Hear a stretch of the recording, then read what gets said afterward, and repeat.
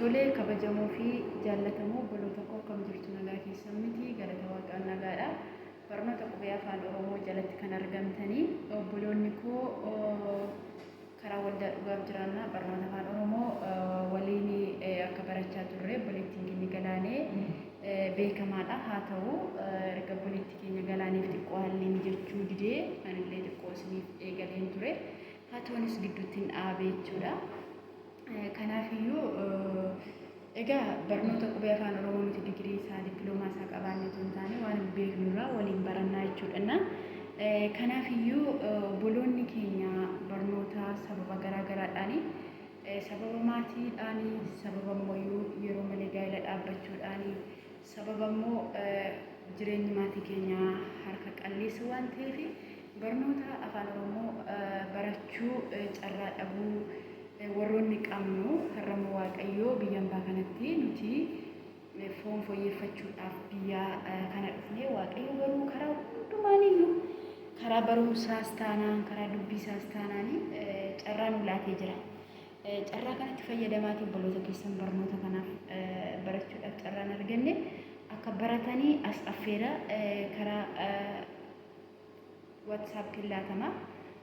Karaa YouTube's laachuudhaaf egaa ani eegaleen jira jechuudha.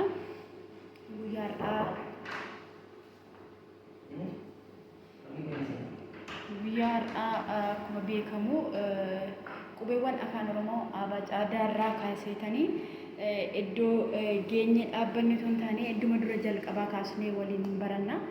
Akka durii miti amma gabatee irratti barreessuun argadheen jira. Baay'ee carraa kana barbaadachaan ture jechuudha. Appilikeeshinii kana kan Play Store keessaa argachuu hin dandeenye. Har'a garuu idduma jirutti argadheen jira waan ta'eef yeroo qabnutti wal faana hin baranna. Qubeewwan afaan Oromoo akkamitti akka bocamanii qubeewwan afaan Oromoo gurguddaa xixiqqaa sirriitti caqasaa hiriyoota keessan affeera. Karaa YouTube warqee beauty channel jedhu na hordofa akkasumallee karaa WhatsApp karaa Telegram hordofuu dandeessu. Waan kana gootaniif galatooma. Amma barreessaa isaa barreessuu hin jira yeroo baay'ee waraabeen ture. Haa ta'u garuu iddoo kana xiqqoo haala namoota baay'ata waan ta'eef isa kanaaf jedhee immoo barreessaa kunuuti qubeen afaan Oromoo aan kana fakkaata baan kana fakkaata caa daa achi galagalti faan kunooti fa gaan kunoodha haan kunoodha in kunooti ja fa la ma na o pa pa ra sa ta u va wa qa ya za. Warroonni kun qubeewwan gurguddaa qubeewwan afaan Oromooti. Qubeewwan akkaataa boca isaa immoo isinitti nima waan ta'eef asumarraan isinillee na hordofa akkaataa itti barreeffama isaa jechuudha. Akkaataa itti barreeffama isaa fi yeroo yoo qabaanne immoo qubeewwan xixiqqaa isaa amma gurguddaa isaa jechuudha. Warroonni amma ilaalle xixiqqaa isaas isiniin barreessa na hordofaanii affeerraa kooti. Nana hordofaa maatii waaqayyoo aan kunola kunooti akkasitti barreeffama. Kunoon luka tokko akkas goone asii kana jala murraa aadha kuni akkas baan immoo lakkoofsa 3 beektan kun akkas taati caanii garachitti galagalti. Daan immoo kunooti akkas ta'a. Kunoon luka 3 luka muka tokko erga dhaabnee gadi murraa faan kana fakkaata. Kana fakkaata faanii miilli isaa gara sadaniitti gadi cita jechuudha. Miilli isaa gara sadiitti gadi cita. Faa'een immoo kunoo kana fakkaatti. Een kanadha. Gaan kana fakkaata. Haa kana fakkaata. Iin kana fakkaatti. Akkaataa barreeffama isaadha. Jaan kunooti ja kunooti akkas jallatteeti mataarra murama. Ja asii ka maan kunuuti ma na o pa pa qa ra sa sa u va waan akkasidha. Va argaa jirtuuti kunuti baan kanadha. Va wa wa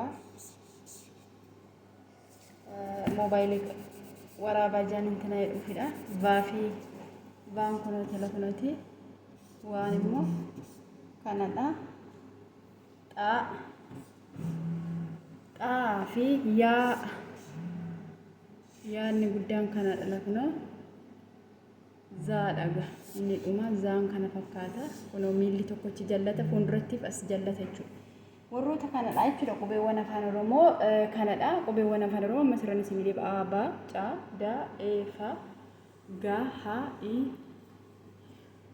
i dhas sangalu na ariifadheera yeroo forraa kan ka'een ariifadhe itas gala i e ga i ha ja ha la ma na o pa qara sa ta u ba wa ta yaza. Innaan kun qubeewwan afaan Oromoo gurguddaadha jechuudha. Innaan xixiqqaan isaa immoo akkaataa xixiqqaan isaatti barreeffamu immoo daqiiqa baay'ee deemeera amma daqiiqa 6 deemeera. Innaa isiniin agarsiisa xixiqqaa isaas.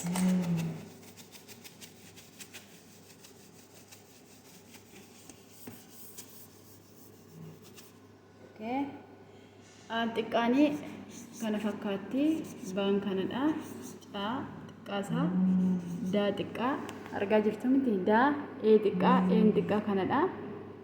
Faanii faa xiqqaanii akkas ta'e akkas ta'a jechuudha. Faanii akka lakkoofsa torbaadha garuu immoo fuulli isaa gara mirgaatti galagala. Gara mirgaatti galagala jechuudha. Gaan immoo akkas ta'a. Lakkoofsa 9 fakkaata garuu 9 miti gaadha. Haan xiqqaan kunooti. Haa xiqqaa akkas luka dhaabde isaa wadde akkasitti kuttu jechuudha. Haa xiqqaadha kuni. Iin xiqqaan akkas ta'a. Ii berga barreeffame tuqaa mataa ishee irratti tuqaa tokkodha. Lama miti tuqaa tokkodha. Jaanillee akkas miilli ishee jala keessatti galagala akkasidha jechuudha. Tuqaa tokko mataa irratti kan xiqqaasa kaanii qubeema isa xiqqata malee garaagarummaa hin qabu. Laan immoo kun lakkoofsa tokkotti barreeffama xiqqaansaa laan jechuudha. Maanis immoo garaagarummaan isaa xiqqaatema barreeffama malee waan biraan qabu. Naan garaagarummaa qaba kun akka kanaattidha tokkodha. Ooni garaagarummaa hin qabu. Paan garaagarummaa hin qabu isa guddaa faana. Qaa garaagarummaa qaba qaan akkas taati. Raan immoo raa xiqqaan akkas taati. Saa xiqqaanis foolingii mashee xiqqata taanii akkas taati mudhii irratti citti jechuudha xiqqaansa. Uuni garaagarummaan isaa kun waanuma akkas xiqqaatee barreeffama uuni. Vaan immoo kun akkasitti barreeffama malee garaagarummaa hin qabu. Vaani garaagarummaa hin qabu. Waanis immoo kun akkasuma ta'in xiqqaata malee garaagarummaa hin qabu. Xaanis garaagarummaa hin qabu. Yaan keessa gala kun akkas ta'a. Inni sun qaxxitaadha. Inni dura guddaansaa xiqqaansaa garuu keessa gala. Keessa gala. Zaan mudhii irratti citaa jechuudha. Innaa qubeewwan xixiqqaan kanadha jechuudha. Qubeewwan xixiqqaa a ba ca da e fa ga ha i ja ka la ma na o pa qa ra sa ta u va wa ta ya za. Isaan kana qubeewwan 27 jira. Isaan keessaa dubbachiistuun 5dha. Dubbachiistuun 5 kun immoo a e i o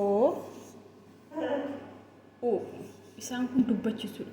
Qubeewwan kamiyyuu otoo isaan kana hin dabalatiin hiika biraa laachuu hin danda'an, jechoota ijaaruu hin danda'an. Warroonni kun akkasitti yeroo ilaallu dubbifamootadha. Warroonni kun garuu qubeewwan kana bira bu'an hin dubbachiisu jechuudha. Dubbachiistotadha. A, E, I, O, U dubbachiistotadha jechuudha. dubbachiistoo tadha warri kuni dubbachiistoo kana sirriitti ilaala a e i o u isaan kun dubbachiistoodha qubeewwan gurguddaa fi qubeewwan xixiqqaa barreessira akkasuma dubbachiistoowwan qubeewwan shan akka ta'an dubbachiistoonni shananii isaanis a e i o u isaan kuni qubeewwan garaa garaa bira bu'anii jechootan ijaaruu himootan ijaaruu keeyyatootan ijaaruu maqaa namaan barreessuu jechuudha isaan kun hin jiran taananii qubeewwan warra kaan dubbisuu hin dandeenyu barnoonni keenya irraa asumarratti otoo dhaabbate guyyaa biraa immoo sirriitti itti fufnaa hordoftoota warqee kana fakkaata barnoonni keenya har'a a e i o u dubbachiistootaa fi qubeewwan gurguddaa qubeewwan xixiqqaa waliin ilaalleerra anarraa kanumadha kan itti fufumu akkamitti akka dubbachiistoonni kun yeroo qubeewwan biraa itti dabalamanii akkamitti gabaabbatu akkamitti dheeratu akkamitti himaa ijaarraa torbee guyyaa dhufutti fufna እና hordofa eebbifama